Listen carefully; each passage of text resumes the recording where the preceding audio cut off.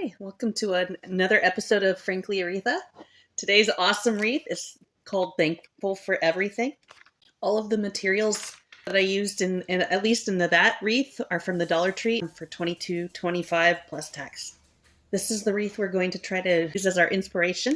We need a sign, the wreath form, decorative mesh, 2 picks of the mums, 2 of the white leaves, 3 of the orange leaves, 2 of the orange sunflowers, 2 of the gold seeds, and 2 pumpkins. A mat, our tray, a Lazy Susan, our glue skillet, clips, floral wire, finger protectors, a hand Dremel, a box knife, scissors, wire cutters, jute twine, and glue gun and glue sticks. Okay, we're going to start with our decorative mesh. We use one clip to hold it in place, and we just use itself to wrap it around. We're going to flip over our wreath form and cut 12 inches of our jute twine. On either side of the crossbars, you're going to make a hole. You're going to shove the one end through, make a knot, a double knot, and glue it in place. Dollar Tree gave us 2 holes, but that's not going to be enough to hold our sign in place. So we're going to use our Dremel tool, and we're going to make approximately 6 more holes. After we do that, we cut about 6 inches of our floral wire. I like to have extra. And I'm going to loosely put that in place. On the front part of our mesh, we always go from the top down because I want that twist in the back. And before I flip it over and really tighten it up, I make sure that I have it where I want. Because once I get this in place, it's kind of a pain to change it. Once I'm sure I have it where I like, I glue and then I'll cut later. Next up, we have our sunflowers. I put them north, south, east, west. I always go the cardinal directions first, and then I put the ones in the middle.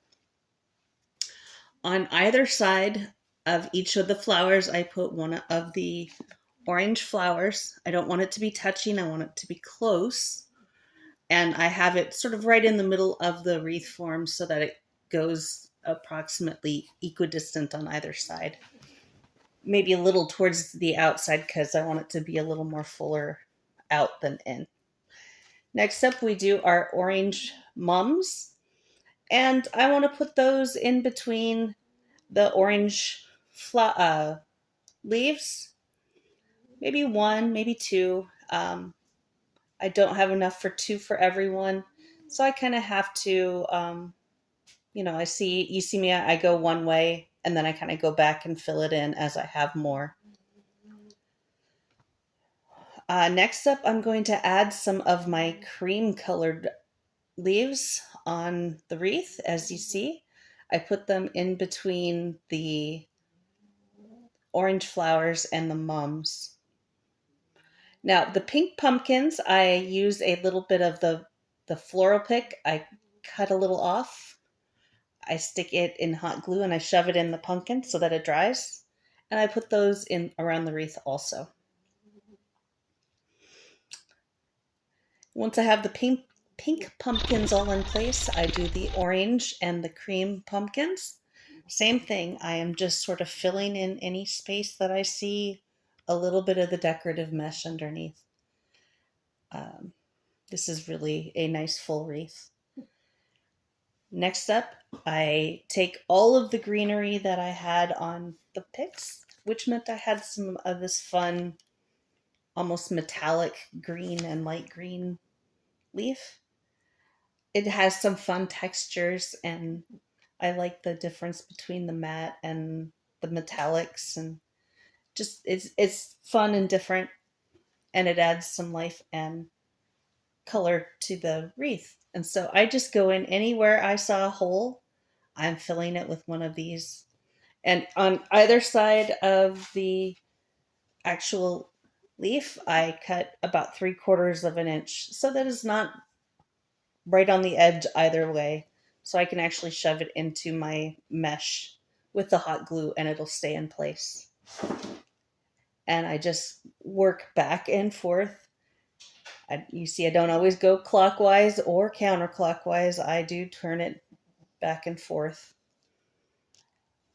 just as I work my way through my materials so that they're not all on one side, because there's nothing I hate more than getting halfway through something and realize I am running out, and the second half of my wreath has to be lopsided in my view.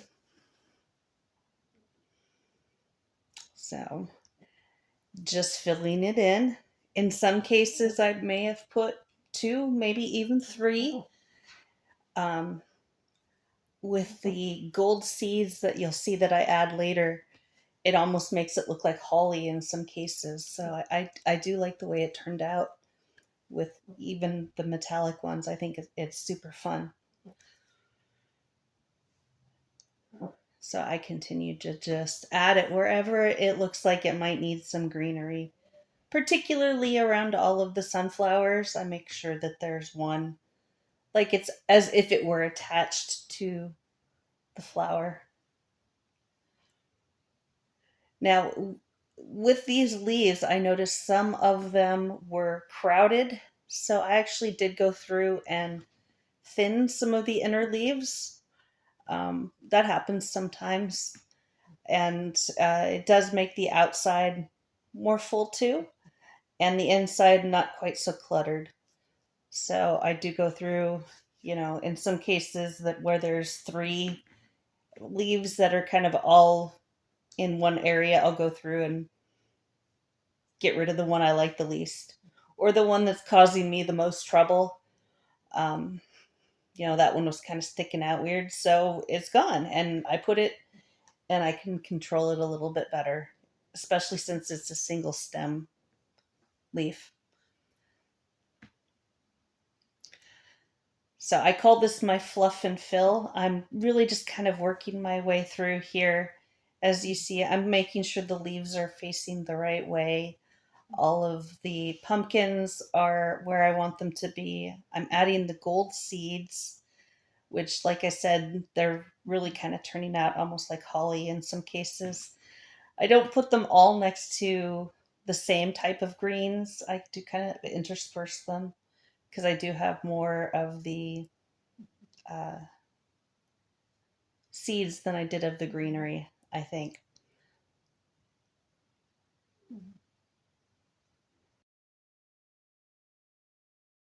This is the fluff step that I say always takes so much time. In this case, since I did do some thinning, I did then have to go back through and refluff in the area where I had just thinned because I was not happy with the way it had turned out.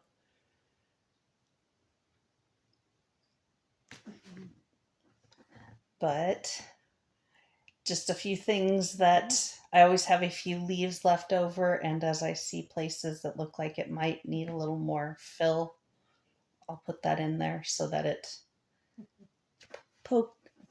points out. Okay, this is my first prod wreath that you saw earlier, and here is the wreath that we just made. The differences being on the top wreath, I used wheat versus the gold seeds. The sunflowers and the leaves were arranged differently, but otherwise it's the same wreath. So let me know which one you like best in the comments, and be sure to subscribe and check out my next video next week. Thank you. Keep watching.